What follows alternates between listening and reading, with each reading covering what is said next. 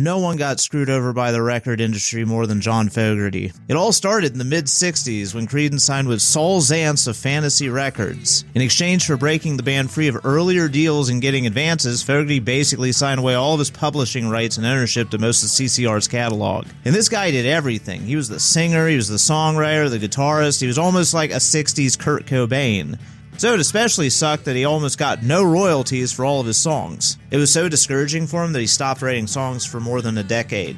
And when he finally started recording songs again in the 80s, after he broke free of his contract with Fantasy, he released his first solo album, Centerfield, which was a major success.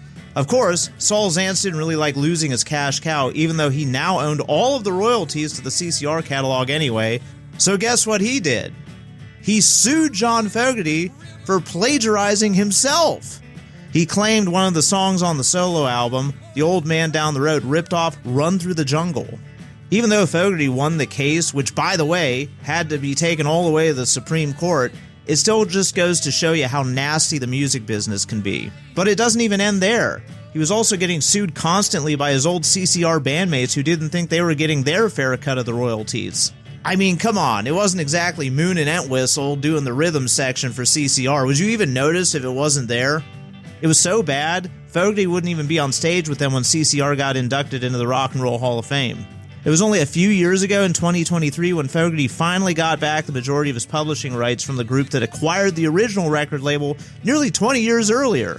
But he still didn't have rights to the original CCR master recordings. Keep in mind, this guy's like 80 years old now. So in 2025, he pulled a Taylor Swift and re-recorded all of his Creedence songs. And since Fogerty sounded like a gruff old man in his 20s anyway, the new songs basically sound the same as the originals. Of course, John Fogerty is more than just a cautionary tale. He is a killer player who wrote some of the most memorable songs of the 60s. Maybe you're asking yourself, why is a drawing channel talking about John Fogerty's legal battles? Well, it's because I drew him. I'm putting him on my 50 Most Influential Guitarists poster. And I should mention, if you want to win one of these posters for free once I finish, you should subscribe to my channel. I'm giving away one to a subscriber. Anyway, thanks for watching. How's that go? That's why I should stick to drawing.